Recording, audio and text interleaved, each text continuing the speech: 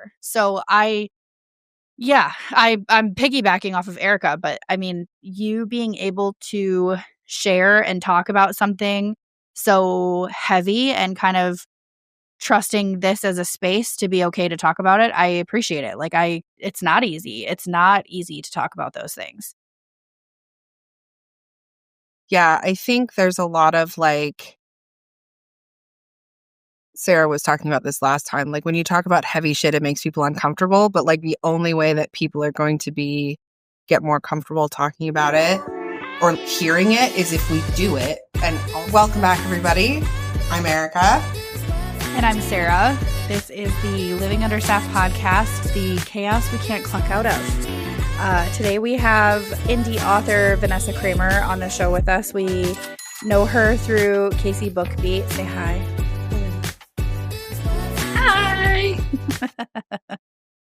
Hi. So Erika, how has the last week been? Have you been understaffed at all? Obviously. I have been really busy because my supervisor took the early retirement, which great, love that for her, except they're not hiring anyone for her position, so a lot of it I am doing, which is fine. Like it's good for me like career-wise, but like I wasn't getting any more money, which kind of sucked. And now they're trying to do that, but because it's a government position, it like takes a while. They can't just like promote someone. So in the meantime, I've just had a lot of work because if I don't do it, nobody is going to do it.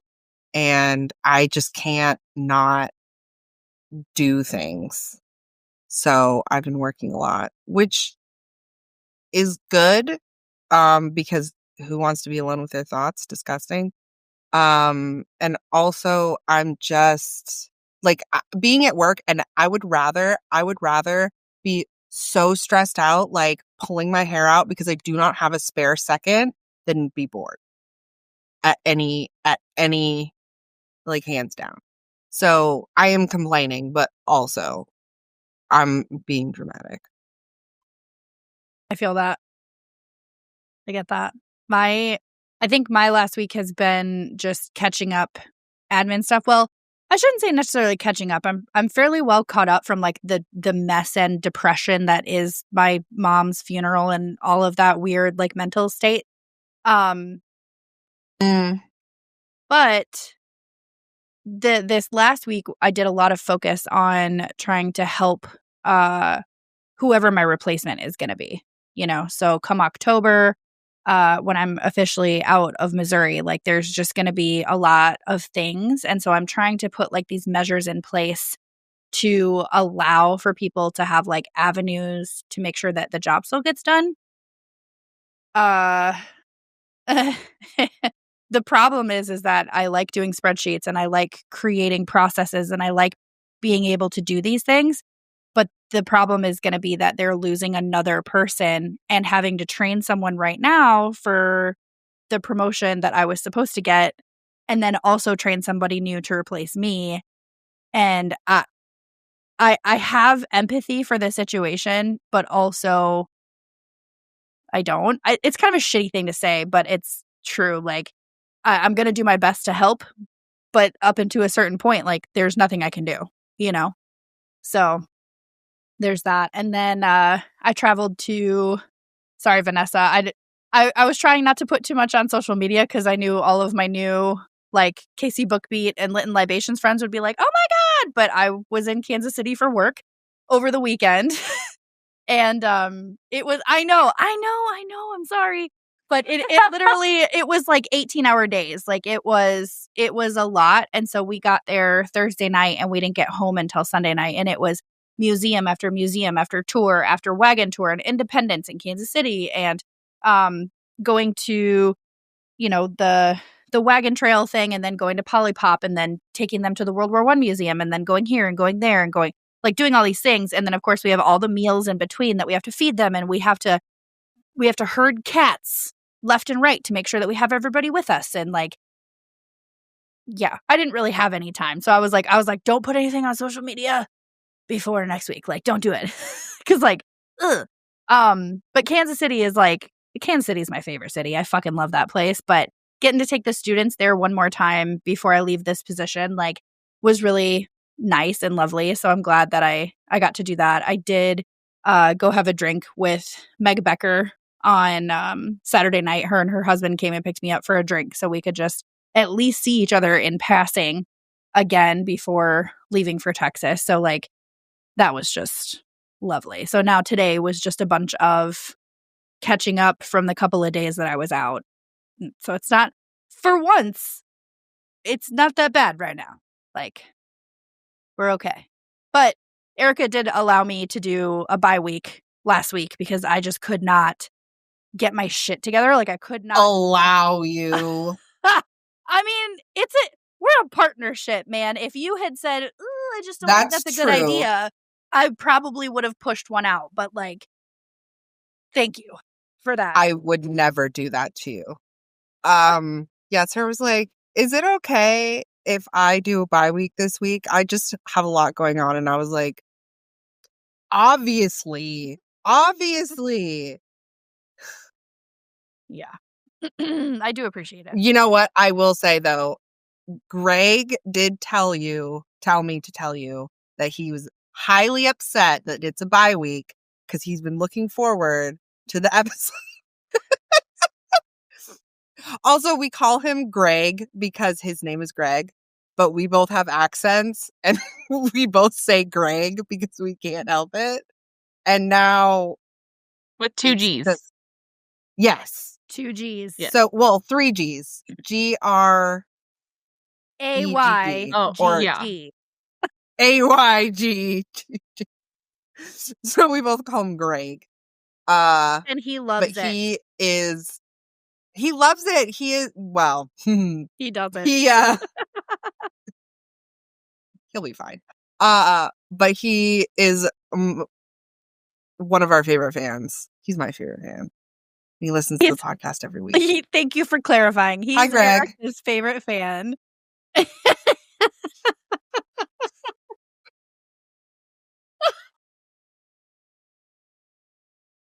was funny. He did take me to get ice cream yesterday. He took me to get ice cream, and then he took me to a bookstore. Wow. I know. And I didn't even, he was like, "Do you want to get ice cream? I can pick you up in an hour." And I was like, "Absolutely, I do." Because hungover me on an empty stomach for sure just needed a bowl of ice cream. Correct. So love that.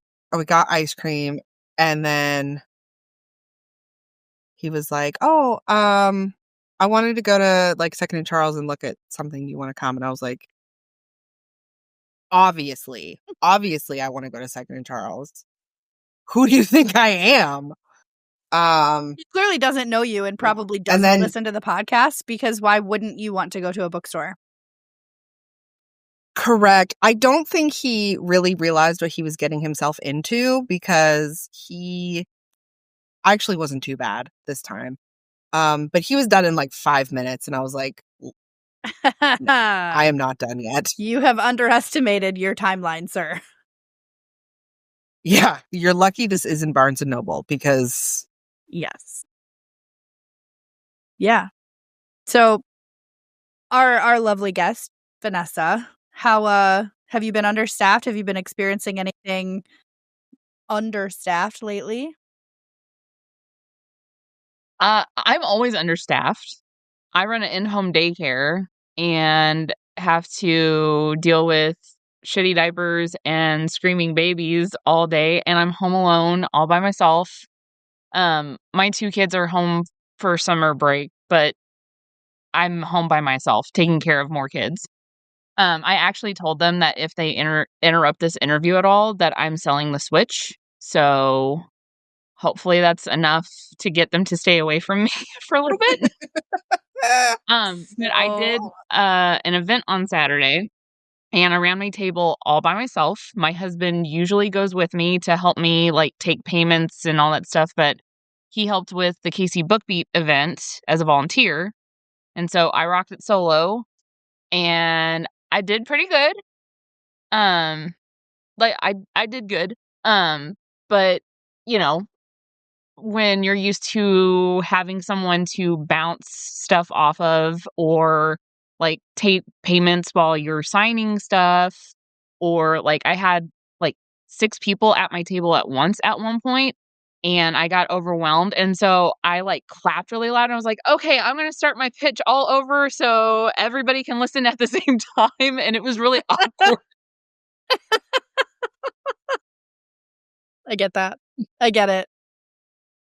That's fantastic. But I'm doing my best. I got a new phone, which I desperately needed. I told you I spilled milk on my old phone, and so Oh, yes. iPhones are Yeah. somewhat waterproof, but not milk-proof apparently. Not dairy free. So I couldn't hear anybody, but I have my new phone now, and I'm getting used to having a way bigger phone and it actually working. Same. Sarah is gonna make fun of me. I had an Android forever, and Sarah and I are now official, like we're on the same phone plan. And when we did that, I needed a new phone anyway, so I switched to an iPhone, and Sarah has been delighted. I mean, I have too, but I think she's just as happy as I am. Listen, the first text message that came through that was finally a blue bubble, I was like, for the love of God, thank you. Like, and honestly, I don't care. I don't care. It's not a big deal, but it's like, we've joked about it in the last couple of years of like dating, that you like give somebody your number and then all of a sudden you get a green text message and you're like, ugh.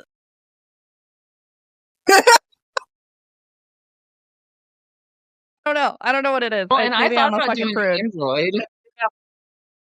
I thought about doing Android, but then Kyle was like, "Well, if you get another iPhone, it'll be free." And I was like, "Okay, I'll stick with iPhone." And then they were like, "And then $120 in service fees." And I was like, "Okay, that's not fucking free then, but I guess."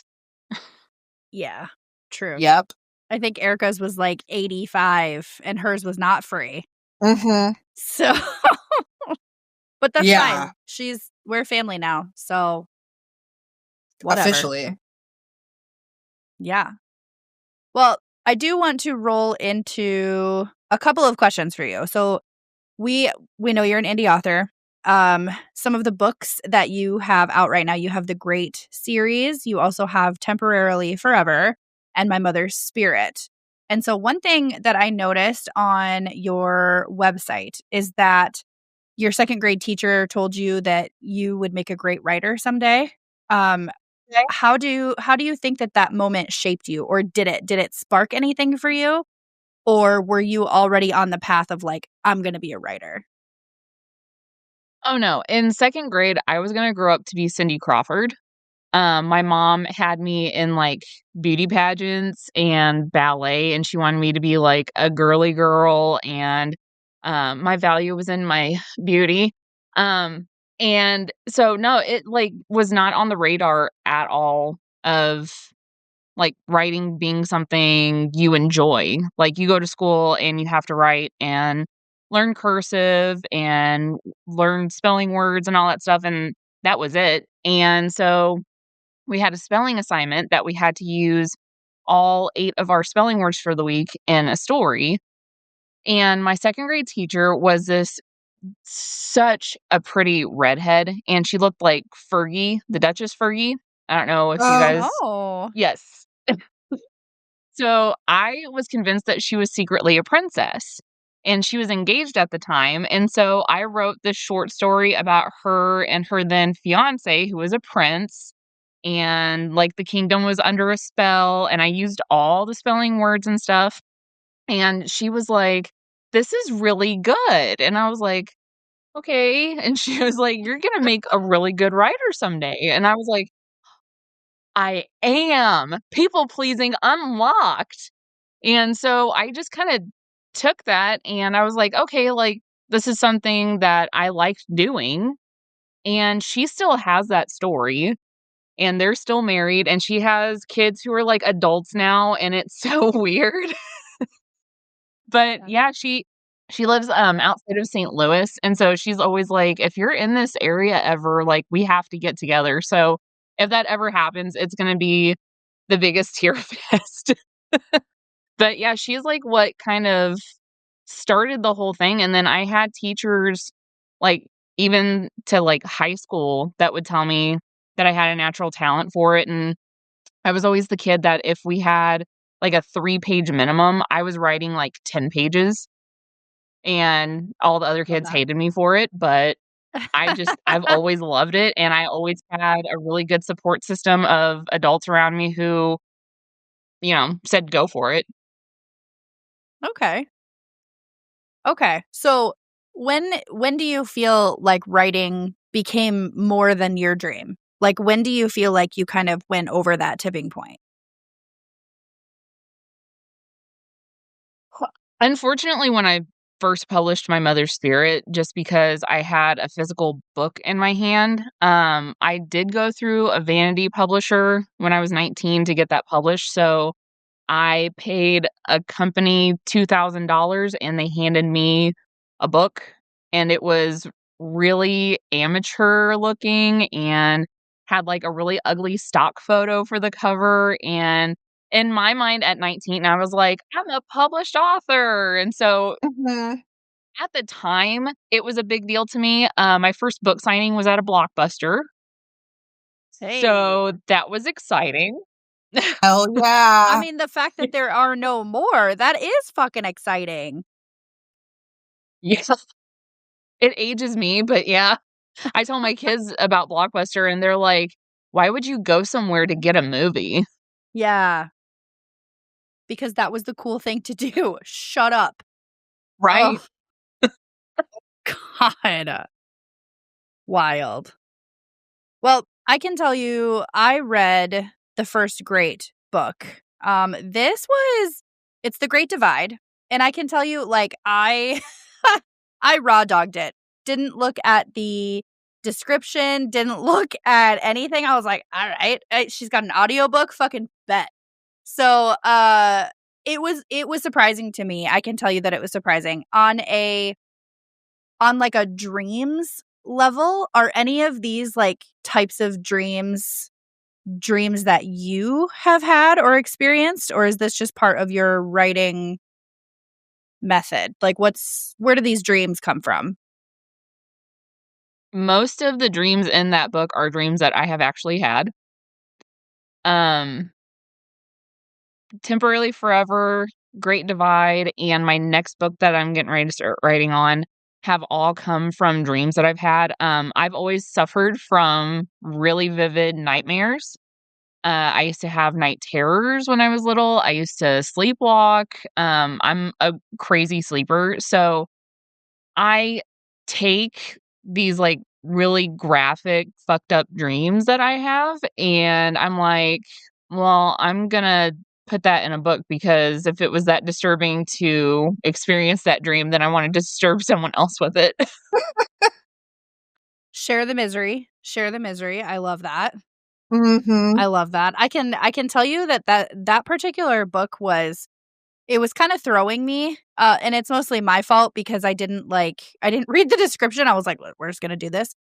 So once I finally got like in the role of it, I really appreciated like the the questions on the religious aspect where it was like, "Why would God do these things?" Or like, um, oh god, I can't remember the specific line, but it was like along the lines of like God is a child and he just has a magnifying glass over an ant farm. Like this is just I don't know. I appreciated the religious sort of hypocrisy and the questions that kind of came with it just cuz I grew up in a pretty heavily religious family and so I wouldn't necessarily say heavy, but like there was just the constant like, well, God's got your back and Jesus, and you need to believe and you need to do these things. And I just always questioned that.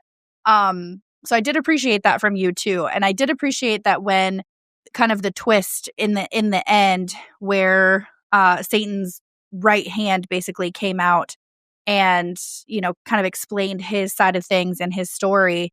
Uh I appreciated I don't maybe the hypocrisy is not the right word, but I did appreciate like the hypocrisy of it, where I was like, I've had all of those questions. I've asked all of those before in my life. I've talked about this till my breath, so there's no breath left in my lungs. So I want you to know that, like, I appreciated that about the book, because while I did raw dog it and I had to backtrack a little bit, I did really like the book. I left you a review on Audible because I do really like it. So thank you for that. Good.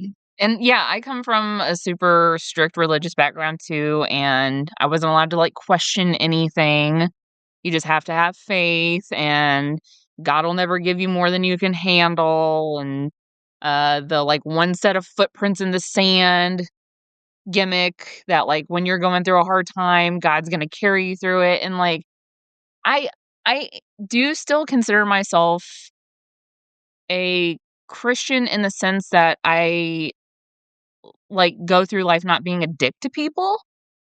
I always put other people's like situation in mind, and I like lead with my heart. I'm a painful empath. This year has been such a struggle for me because everything that's happening everywhere outside of my house is affecting me so hard. And so like I consider myself Christian still in that sense, but like the guilt and the like feeling like I did this so I'm not like worthy of God's love, or I like don't go to church every Sunday so I'm not a good Christian. I'm not about it. And putting all of that religious trauma and being able to question through my books has been super therapeutic for me. Yeah. Yeah, that was going to be my next question. So my therapist, when I first started seeing a therapist in Germany, one of the things is that she wanted me to write. Like, she wanted me to either just write down stories or write down things that happened, or write down like my perspective and like the things that I want or the things that happened in the past, whatever. And physically writing things down, it has a good change in your brain. It creates chemicals in your brain that are positive for you. And I completely just lost my train of thought. I I Oh. like writing a lot when I was younger. And but now as an adult, like it's just very, I don't know. I have a hard time because I'm a perfectionist. So anytime I like write something down, if it's not perfect, I'm like, oh. And also it can be kind of like emotional for me. And Sarah knows this, but I don't like emotions at all. They make me uncomfortable, especially my own emotions. Disgusting. I don't want anything to do with those.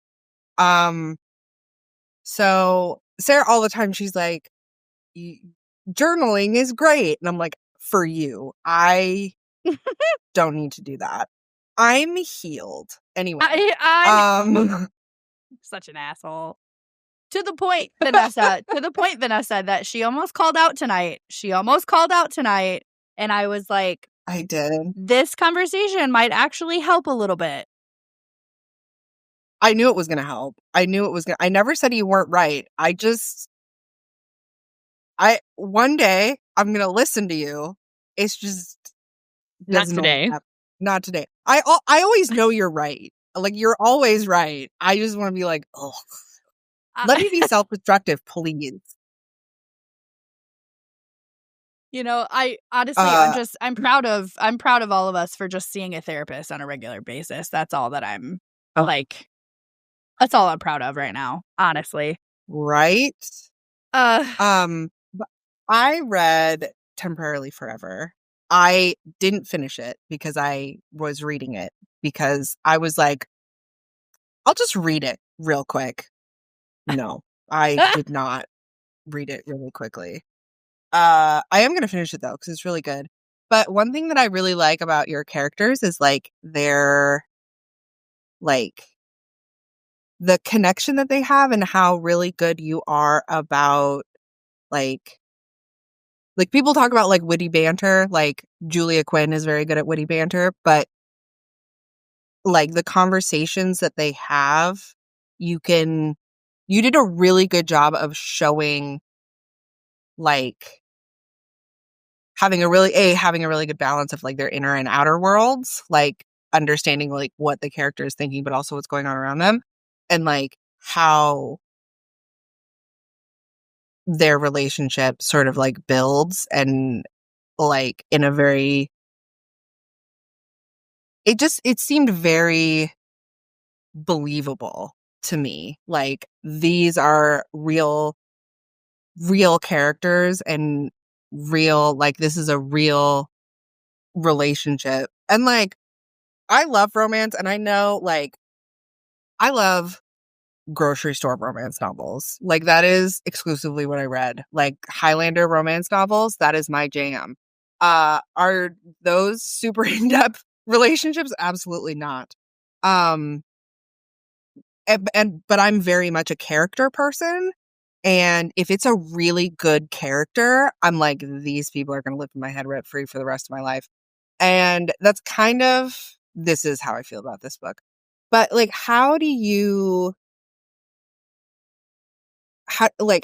when you're creating these people, like in your head, like what do you start with? Like, how do you build this relationship between these two people? Because you did a really good job in this book. Well, thank you. So with Temporarily Forever, again, it started with a dream that I had. I dreamt that me and my husband Kyle, our two boys, and then our friends who were married at the time and their daughter and son all went to Worlds of Fun together. Um, those of you who are not in the Kansas City area, there is a theme park called Worlds of Fun. It's not the greatest, but it's okay. And so while we were there in my dream, there was a mass shooting. Kyle died, as he does in half of my dreams. He's either dying or cheating on me in my dreams. I never have good dreams about my husband. And then my friend's wife and one of his kids died in the mass shooting. And in my dream, he moved in with me and the boys to just kind of help me keep my house, because we've worked so hard for this house and I would be devastated if I wasn't able to like take care of it by myself. And in my dream, all of our friends were like, that's super inappropriate that you guys are living together and that's disrespectful to Kyle. And nothing happened in the dream at all. Like this was not a like I'm seeing this guy friend in a in a new way in this dream. But I was telling my mom about it and she was like, that would make a really good like romance story. Like if, the two people came together through that. And I was like, I'm not like huge into romance books. I went through a dark romance phase. I'm more of a horror thriller type girl. But I was like, well, I can still like bring in like death and trauma that I like writing about, but in a cutesy way, I guess. And I mainly wrote Temporarily Forever to see if I could do dual point of view, because the last book in the Great series is dual point of view. And so it was mainly practice to see if I could do it and if I liked doing it. And I loved writing Temporarily Forever so much. Um, I wanted them to be older because they have like preteens, like they both are like dealing with like puberty and all that stuff. And I wanted them to feel like real people. And I had just seen the Barbie movie not too long before I started writing the book, and I was like, America Ferrera is such an underrated actress. Like she's so Totally agree. beautiful and Totally she agree. is so yeah, and she was so emotional in that movie and her monologue is so good. And I was like, I'm basing the female main character in this book off of her. So that's who I have in mind for Jenna in Temporarily Forever. And then Ryan, I don't know if you've seen It Ends With Us, but the guy who plays Atlas in that movie is who I kind of use to base Ryan off of. And then also kind of loosely based off of my husband. So I mean, it started with a dream. It started with I a dream, mean, how could you not? obviously. yeah. That's fantastic. Well, I do I also have love Go ahead. Sorry. Mm. Oh, I was just going to say, like, I love a tragic romance. Sarah knows this about me. If there is a tragedy and romance in the same book, I am here for it. Yeah, So I that's why started reading this book and I was like, yes, this one's for me. Because yes. you were telling me about it and I'm like, I'm already in. I already love this book. And then I like, Okay, so I'm probably repeating a lot of this to you already, but yeah, like P.S. I Love You and The Notebook, like all those like tearjerker romances, I love that kind of story. Because I want to feel like I don't want to just like swoon over the guy with the abs. Like I want to like cry and like think maybe it won't work out, and that does feel scary and that does feel new and weird and it's awkward and you have to figure out all these other things. And yeah, I'm with you. I think it's fairly ironic because Erika does not do the feelings thing. And so for her to have like these I don't. gut-wrenching romance novels that she loves to read and you're like, I love to feel the emotion, and Erika's just like stone-faced. Sarah brought this up. I think it was like last recording or the recording before, where like the Sarah McLachlan ASPCA commercials, and she's like, and I'm just like, Yeah, Erika looks disgusted at me like, why are you crying again? And I'm like, I ooh. can't. I'm just not like an outwardly emotional person, but I love like books that I read that I absolutely love are all books that have just like I read The Song of Achilles. That's probably one of my favorite books. I didn't keep it because I never want to feel those feelings ever again. Did I love it? Did it rip a hole in my soul that I will never be able to fill? Absolutely. And I loved See, that's it. on my TBR, so I'm excited. I want to read it. It's so good. And then I think immediately after that, I read the Winter Night series by Catherine Arden, which is another author that I will never stop talking about. She wrote the first book in that series is The Bear and the Nightingale. Yeah. And it's yeah, like you've talked a about that on the show before too. medieval, fantasy, but like super dark, super dark. Again, loved it. And then I was like, oh, I'm going to need to read like 17 romance novels now because I have too many feelings. It's so bad. It's so bad. Oh my God. Even when we decided to start this podcast, we were both going through like heavy emotional turmoil, and we were like, let's add a super time-consuming hobby to it. Why not? It's fine. Yeah. What could possibly go wrong? Well, turns out nothing, actually. we've been doing really great, actually. It's fine. Yeah. I do want to ask kind of a deep question. So just as a precursor to some of our folks out there, I actually didn't know this about you until I had read your Facebook post about your 10-year anniversary.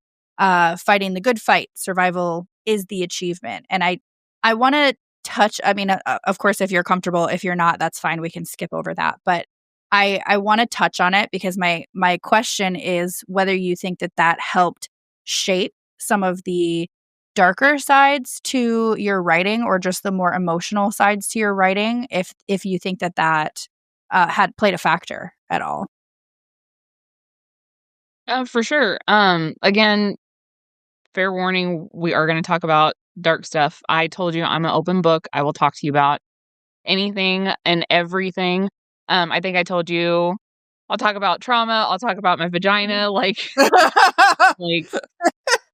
I was so suppressed as a child. Like I can't keep my mouth shut now. So yeah, this past week I did, I don't want to say celebrate, but acknowledge that it has been 10 years since I um was sexually assaulted by someone who claimed to be my friend and was definitely not.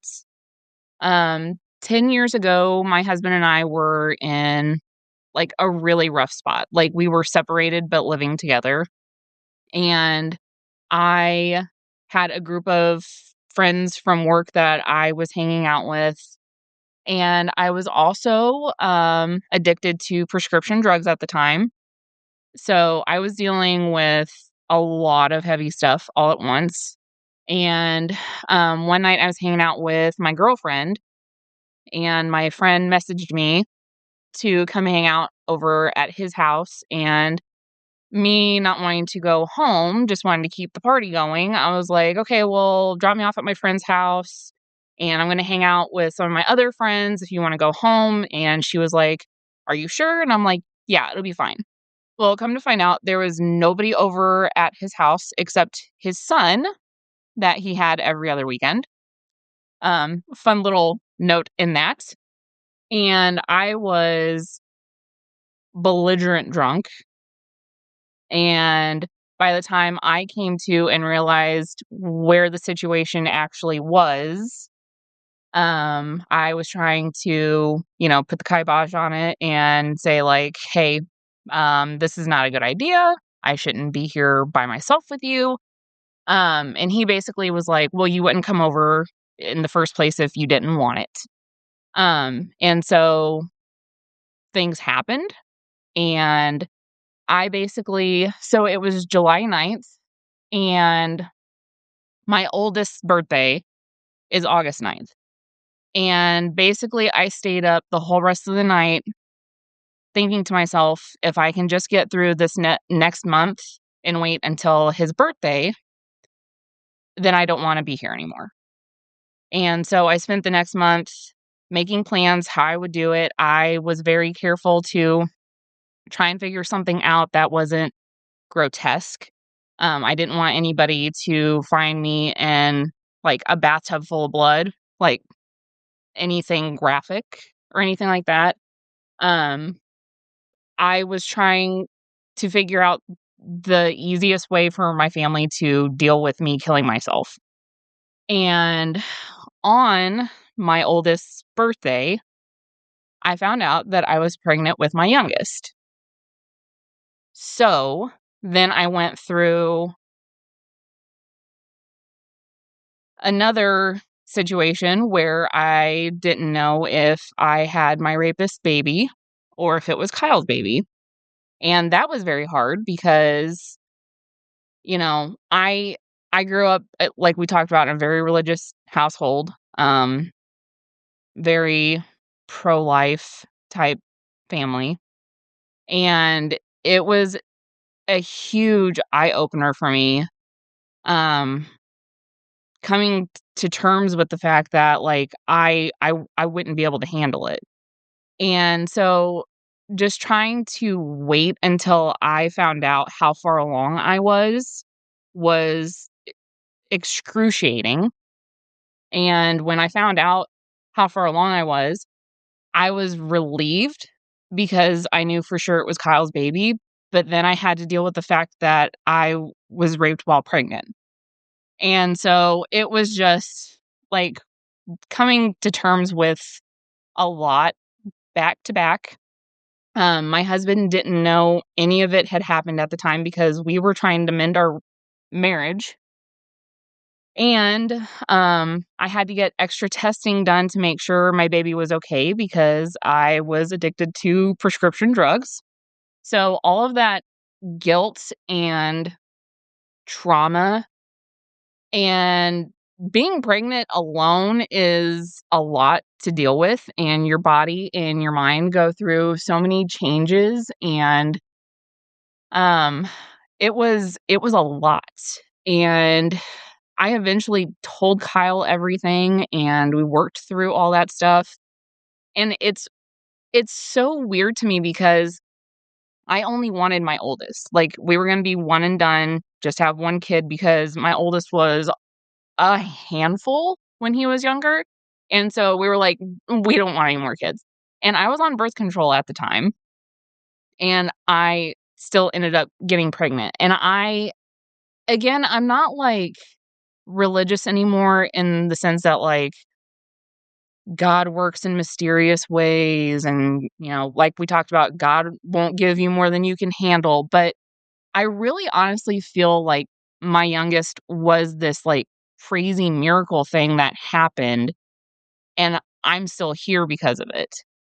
And so every year around July 9th, I get really depressed because it's something that, you know, you can go to therapy and you can like come to terms with it. And I can say, like, I'm strong enough to forgive someone who isn't sorry for what they did, but I can't change the fact that it happened. And I was sheltered my whole life because my mom is also a victim of sexual abuse. And she had terrible things done to her at a very young age. And so she sheltered the shit out of me to protect me. I had a strict curfew until I got married to Kyle. And then something ended up happening to me anyways. And so it it sucks because no matter how hard you try to be careful or how modest you dress or how like cold you act to people so they don't think that you're flirting with them or like give off anything that might suggest something, that shit still can like happen to you, and it absolutely just sucks. Like, and I know that's like an insensitive way to put it, but like it sucks that there's absolutely nothing that we can do or not do to keep it from happening. And it's infuriating. Wildly infuriating. Yes. Mm-hmm. Well, I know we messaged about it a little bit, but I'm grateful. Erika and I started this like a year and a half ago, and the fact that we have you on the show right now makes Mm-hmm. me super pumped about it. So I'm very glad that you are still here. That's excellent. I am too. I love you guys. And- well, and also like, thank you for sharing that because I don't think it gets easier to like tell your story when you hear other people tell theirs. And that's, part of why we do this podcast is like, we are dumpster fires. We like at work, I have my shit together. I get all my stuff done. I have spreadsheets. I pay my bills on time. I have dance 3 nights a week. I do this podcast. I have a dog that I have to take care of. All of those things. I feed myself mostly. I don't drink enough water. Don't look at me like that. But like nobody has it together. Like you can't, like no one can go to the gym or work out, however you do that, eat well, go to work or whatever you do. Like have hobbies, deal with, like go to therapy, have a relationship, have children or in pet, like no one can do it all. It's not feasible. And I know for me growing up, like it was a thing where like, yeah, everyone can do this. Like this is just being an adult. And I'm like, what? It's bullshit, for the record. I have a strong belief in the it takes a village theme of, Mm-hmm. and it doesn't just apply to having kids. I don't have kids, but I think that the village that I have around me, the tribe that I have around me helps me to survive psychologically and physically. Because if I didn't Oh, have yeah. hobbies or the people in my life to spend time with or things that I enjoy doing, I wouldn't survive. I wouldn't be thriving in the sense of me thriving at this age. Like I wouldn't have that. And so, I can have dreams and goals and I can go and do all these things, but what's the point of all of that if I have no one to share it with and I have no one to like get excited with and talk about it and whatever. And the same thing goes for the people in my life. I want to get excited about their things and I want to celebrate their victories and I want to celebrate their losses too, because sometimes that is the open door to get you through to the next step or through even if it's a lateral move, whatever. So I'm piggybacking off of Erika, but I mean, you being able to share and talk about something so heavy and kind of trusting this as a space to be okay to talk about it, I appreciate it. Like it's not easy. It's not easy to talk about those things. Yeah, I think there's a lot of like, Sarah was talking about this last time. Like when you talk about heavy shit, it makes people uncomfortable. But like the only way that people are going to get more comfortable talking about it or hearing it is if we do it. And also like it is, unfortunately, like sexual assault is incredibly common. And that's even before you consider sexual harassment, any like shitty comments and jokes and all of that stuff, which isn't all on the same level, but it comes from the same place. And like, if we don't talk about it, then nothing's going to be done about it. And I think also having like, there's this idea that like, oh, you really like, oh, you went through this horrible thing, but then you use it to become a better person. And like, that doesn't always happen. It really doesn't. There are people that go through that and they can't. And that's like also not a crazy thing to think or be like, I am so lucky because of the things that like when I was going through divorce, I had so many people that I could lean on. Like I had Sarah and Allison and Abby and Michelle and Natalie and Aloha, and like so many people that I'm not even related to that I can call and be like, and just say like all the things that I needed to say like out loud, like, and it took me a year to actually do it, but I needed a year of essentially saying all the horrible shit over and over again to those people. And they all listened to me. And like without those people, without that community, I would probably still be there. Cause I always like, oh well, I don't want to do it by myself. Spoiler, I was doing it by myself. I just had a man child. But what? That's Anyway, cute. Jesus. Own it. Anyway, but having like, going back to having that community of people around you that like you can depend on and you can talk about that stuff with. And then also it doesn't really matter what other people think. Like you can share those things but it makes it easier because you're like not alone in it. Like I am in this pit of despair and Sarah like climbs down with me and is like, hey man, I don't have the answer, but I'll sit down here with you. Like I've got those are, that's it. yes, like those are the I am so lucky because I have so many of those friends that like I just know that I'm going to be okay, and it just makes it like bleeds into the rest of my life. Mm-hmm. Mm-hmm. Well, and I have a sort of joke. It's funny, but it's not funny. But so I married like the perfect guy. Humble brag. But I have a really bad track record of friending red flags. Um, after what happened to me happened, one of my really close friends at the time was like, "Well, we have to get him caught. So what if you trick him into doing it again and then you can like." Yeah. It was total psycho. She like ruined my job situation that I was in at the time. And then I had another friend who was terrible. Like it was like back to back to back to back, like terrible people who were like, "I'm your best friend though. I love you. I care about you." And then would do the most like horrendous toxic shit.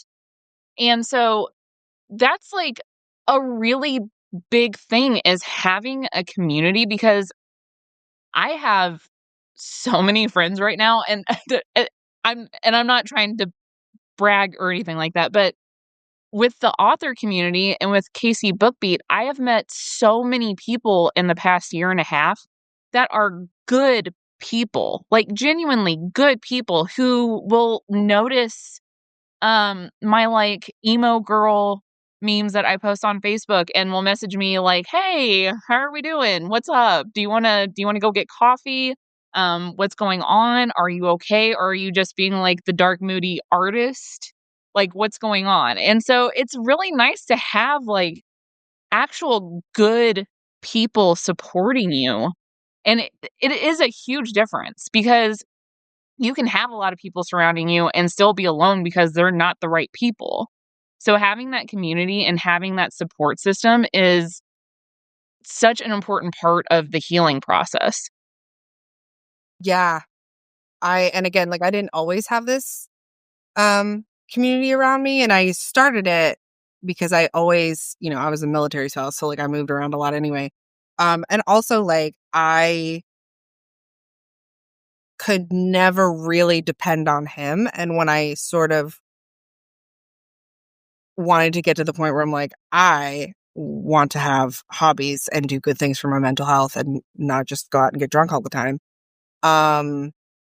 You can't do that if you don't have somebody to like support you. And like, that's when I started leaning on people and realizing that I couldn't really lean on him. And then I just got better at making friends in ways that didn't involve poor choices. Which I don't think anybody talks about that. Like learning how to make friends as an adult, Oof. Ugh, insane, awful. terrifying. Do not recommend. I know. It's awful. Literally all of my best friends I made accidentally. Yes. Yes. So no regrets. And I have so many of these friends, but like it's hard. It's hard. It's rough out here. Oh, man. Well, I do have a couple more questions if you're up for it. So with you working in multiple genres, right? So there's dark fantasy, there's mystery, there's romance, there's paranormal fiction.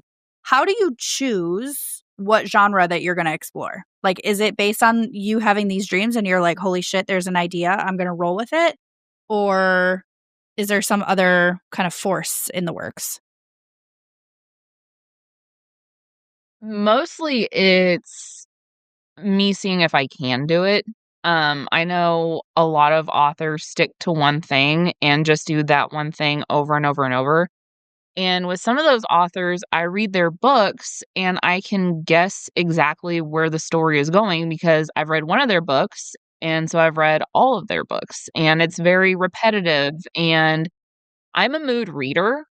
My books that I've read are all over the place. I love biographies. I love historical fiction if it's World War II.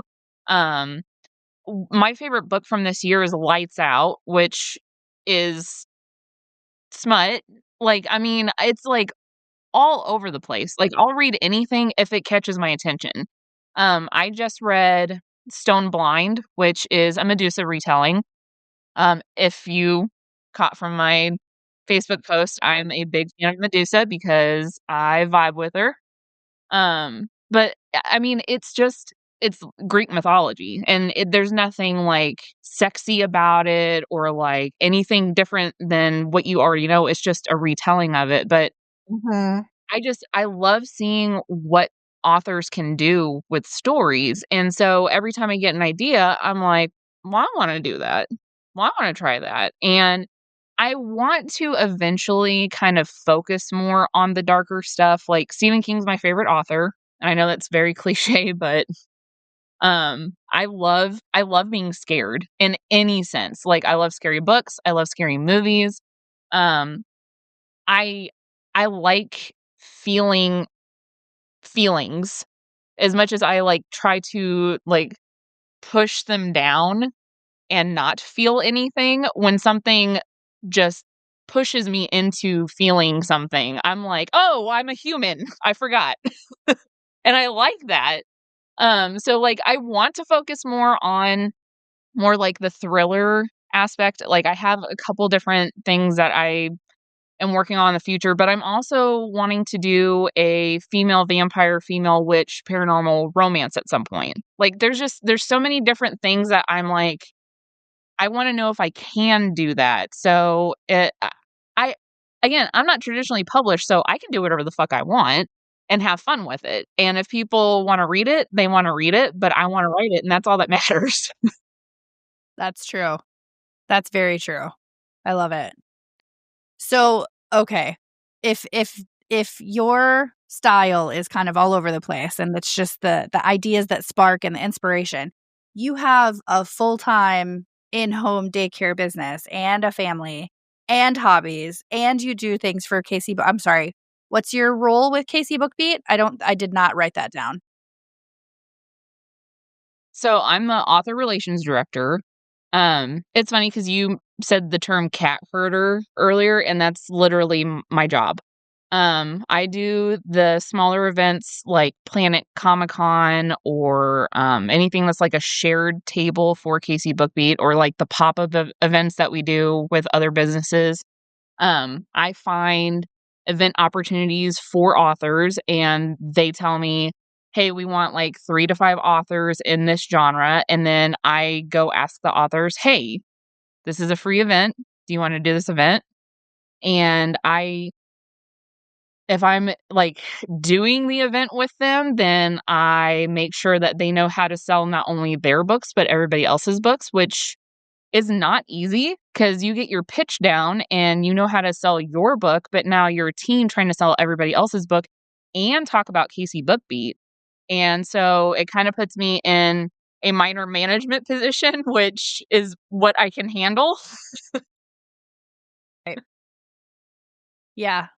Yeah. So that being said, I mean, doing all of the things, the daycare, family at home, writing, and Casey Bookbeat and herding cats, like how do you find time to write? What's your writing, your ideal writing environment? Being left alone is really all I ask, and it's an impossible ask because everybody needs me, which is fine because I like feeling needed. But I will Cue the people find time pleaser to write. again. Yes. Mm, Yes. mm. I have a really hard time saying no to anything. I actually, very huge growth development, put a task on someone else because I was like, as much as I want to say yes to doing this certain thing, I know. Trisha was so proud of me. I know. It was amazing. I was I'm like, proud of do you. this. Phenomenal. I don't want to. I know. I'm so So proud I of will you. give that to you because I'm overwhelmed. And Trisha was like, wow. That is growth, baby. Oh my. That's awesome. Yeah, I've been staying up way too late on work nights writing because I am like in the zone right now. I'm trying to finish this first draft by the end of this month. So I'm literally this is like TMI, but I'm literally sitting on the toilet like writing notes on my phone, and then when I'm done like getting to my computer and adding it real quick. Like I will literally find any time to get any writing done. I love that.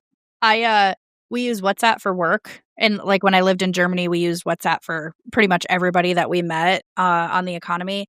And you can in WhatsApp you can send yourself messages too, and so I have that pinned at the top, and I send myself voice notes.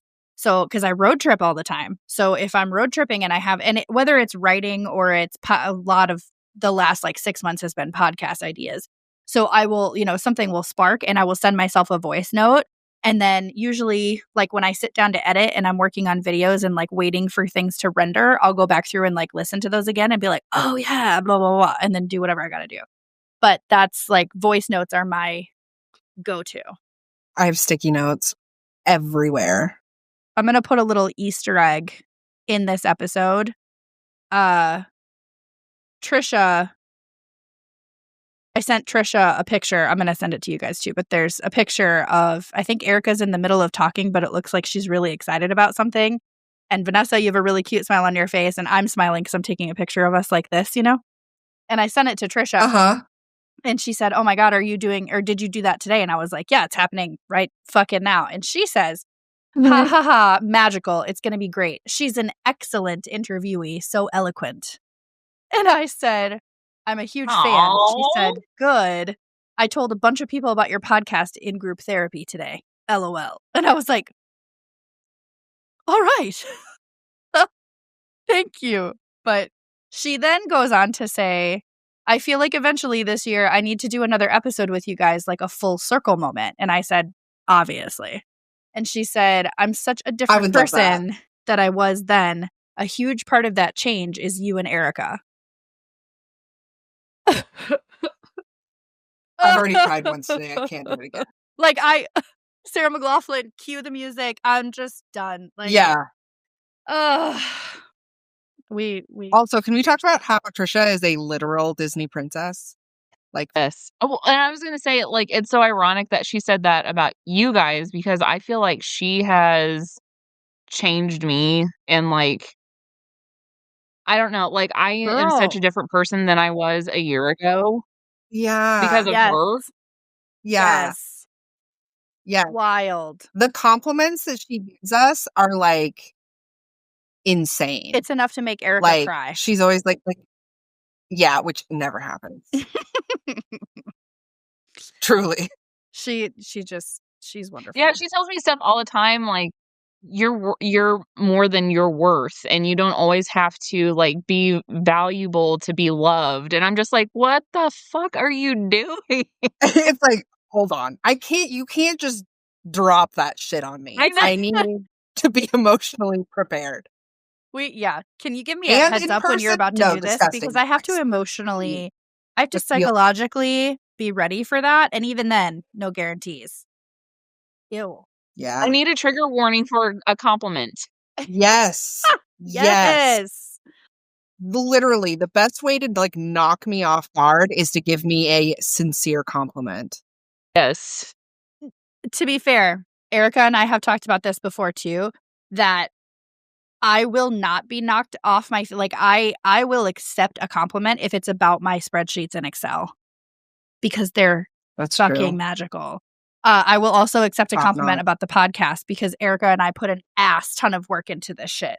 So you're you liked the episode? You're fucking right. You liked that episode. That episode was a lot. Yeah, but anything outside of that, I'm like, ew. Why? Ew. I had a first full circle moment with my therapist today. I was talking about how my job situation and how my boss and the chief basically were hey, you really stepped up. You've been doing a lot. We're going to try to increase your position so you can get a raise, whatever. And and that meant a lot to me because we've all been in situations where you work your ass off and people are like, thank you for doing it. No, we're not going to give you more money. Mm-hmm. Now we're just going to expect more from you. Thanks for setting the bar higher. Yes. And I was talking to her and I was like, I really I was like, it's probably just I don't remember what I said, but I was like, yeah, it's probably just that I'm doing it. And they don't want to lose me or because they can't hire someone else. And she was like, no. You have to she's like, they would not have offered that if they did not think you were worth it. You are not just lucky to be in this place at this time. You have earned it. And we had the exact same conversation. I said those exact same things to Sarah 2 days ago.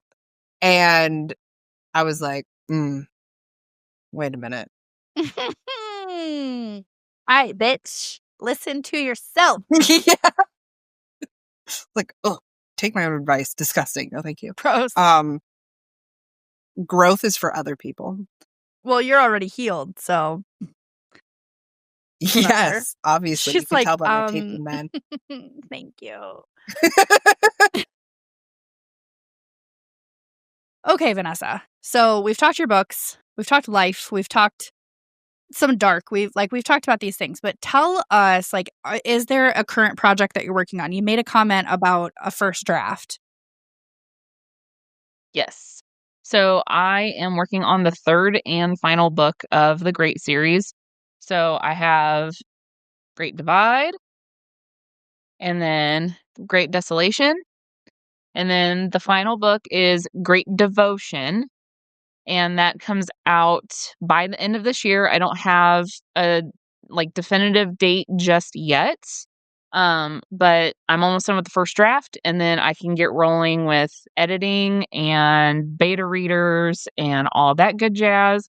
And then hopefully in the next couple months I'll have an actual release date for that book. But it's bittersweet because I, have spent all this time world building, and, you know, these characters mean so much to me. And this is the for sure goodbye to all of this.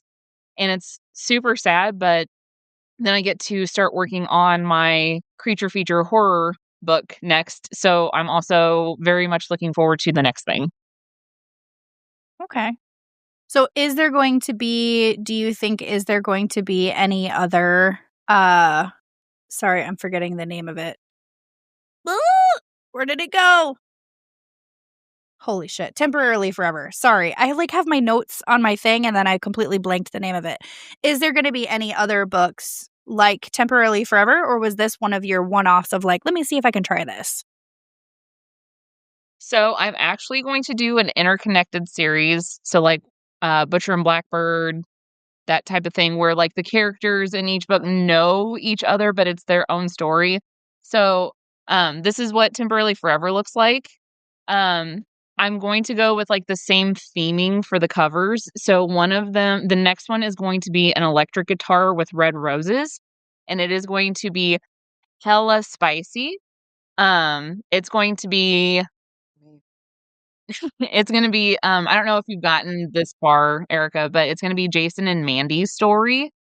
And then the third book is going to be about Ryan's brother, who's a photographer, and his love interest is getting married. It's an ex-girlfriend, and he's photographing her wedding, and so they kind of reconnect through that.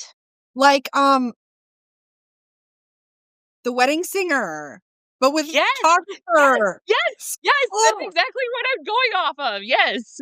I fucking love. I am not a romantic comedy person. I fucking love that movie so much. Yes. First of all, Adam Sandler is that's my favorite Adam Sandler movie. Oh my God. Same. Yes. It's so good. It's so good. So do you He's have adorable. any... I love him. Oh, 100%. 100%. Do you have any upcoming events, either for author or KC Bookbeat? As an author, my next event is Boozy Book Fest on July 26th. I know by the time this airs, it'll be past, but that's been my biggest event to date. I did the one back in February, and it was crazy. And I did it while I was sick, and I almost passed out. So Kyle had to start selling my books for me while I sat there and tried not to pass out. But he did a fantastic job, and I did. And then I think the one after that won't be until September 6th at Karma Community Market. They're doing a thriller mystery, or a murder mystery type thing, where there's going to be clues that you have to go ask the authors about and all that stuff. So that'll be fun. That's interesting. Ever since I've seen Boozy Book Fest, I'm I have to go to that. And then I end up working every friggin' weekend. So, and then it's a lot. It's huge. We are going to see you in November. So fucking pumped about that, obviously. I am low-key trying to convince Erika to come in an extra day early so that we don't just have back-to-back-to-back-to-back type of shit going on. And this is the first that I've actually mentioned it to Erika. No, I wanted we'll get there. I want to also. Last time I flew in on Friday and I left on Sunday. I'm not even joking. Like, insane. Was that a good idea? Absolutely not. Do I regret it? Not even a little bit. However, next time we choose a little more sleep. And yeah. thankfully, we were shockingly prepared for lit and libations in May. Correct, yes. I'm pretty proud of us as far as like not ever doing a show together, also never working an event together. And we're both control freaks and we're both type A personalities. So it's kind of, seriously, it could not have been more flawless. If I do say so myself. No, it was great. We also both have done a lot of events before, which I think helps. Factual. So I have big hopes for November. It's going to be better than May. I will say I am going to drive up from Texas because I was like, oh my God, I'll just fly in, and anyone that we met and became friends with from Lit and Libations, they can come pick us up from the airport. It's fine. I am putting a lot of pressure on the new friends that we have, but I realized like all of the recording equipment and laptop and the stand and the stickers and the tablecloth and the things and the blah, blah, blah, blah, blah. Duh. Like, I'm gonna drive. It'll be like a 10-hour drive one way, but who fucking cares? It's fine. Like, who cares? Plus, I will have. I mean, you drive 17 hours to come see me in one day. One way. In one day. Yeah. Jeez. Yeah, I love a good road Sarah trip, is seriously. insane.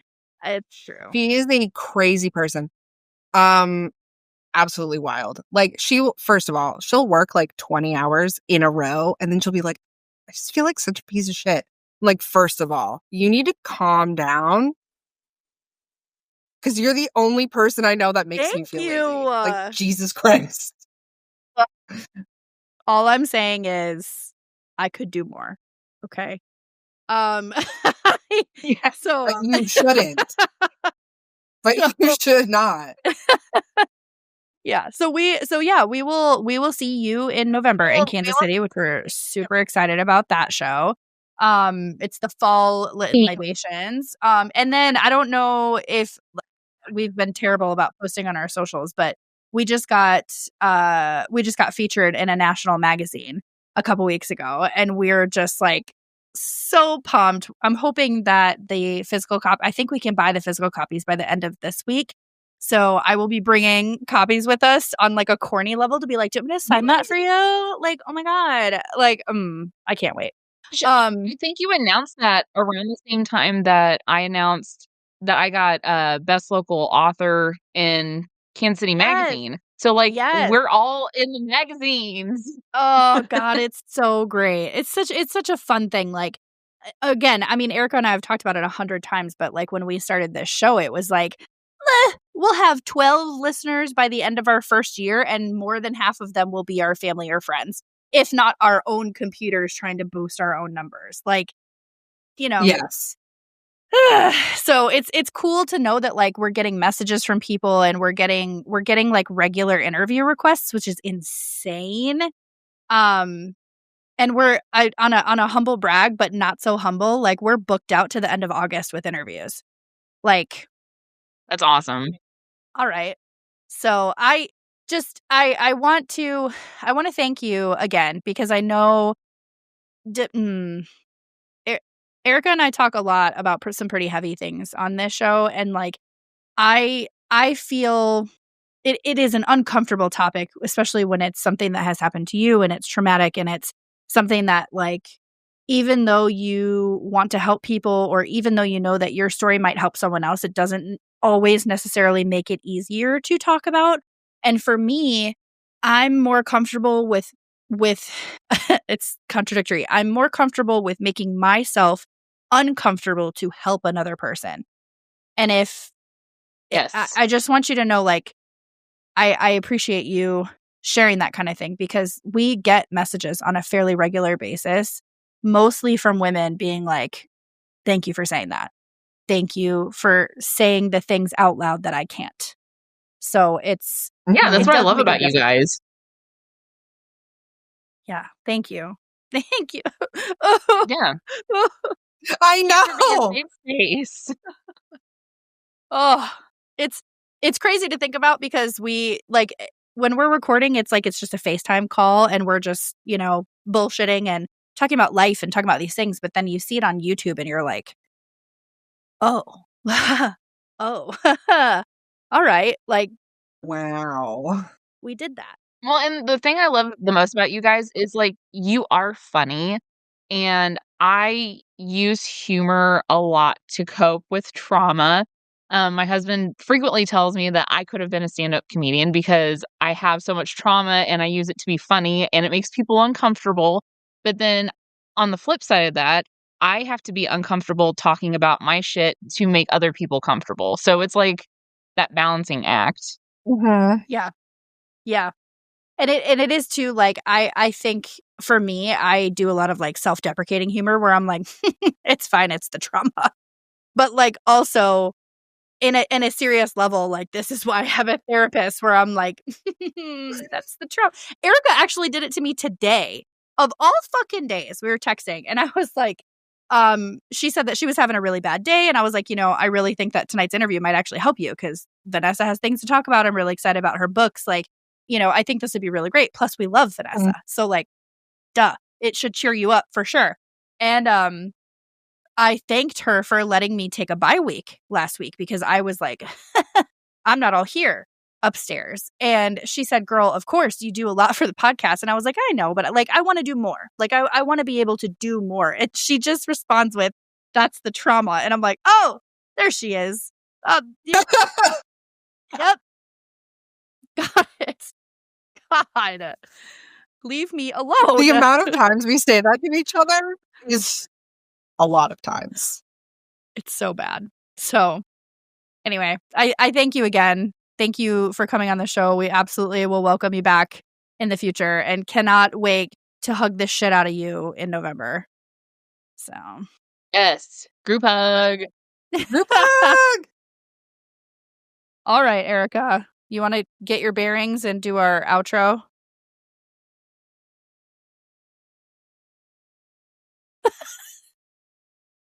It's my favorite thing. When she does it, I don't even think she realized she does it because she's always staring off at like some random place in the ceiling. And then all of a sudden she's like,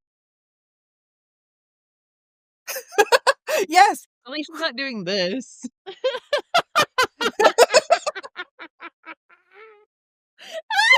Oh my God. that I was watched that absolute best. scene so many times where I was just like, what the? There was something that took over your body because I cackle every time because you just do it and you're Every like, time.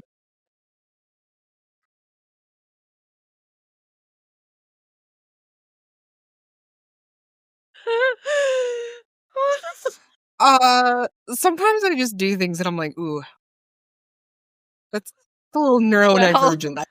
boo boo, the internet is forever. There it is.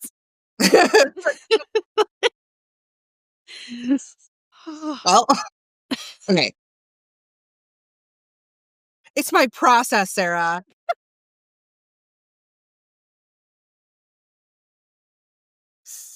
Let an artist work, all right?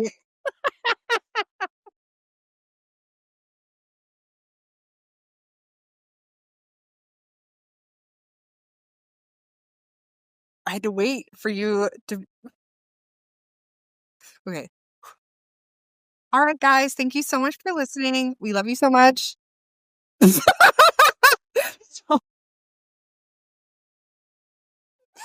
it in. Sorry, I'm sorry. Here, I'll mute. Sorry. No. We're keeping that in. That was fucking Coming hilarious. in to be like, That was amazing. you. Fuck you in it. Okay.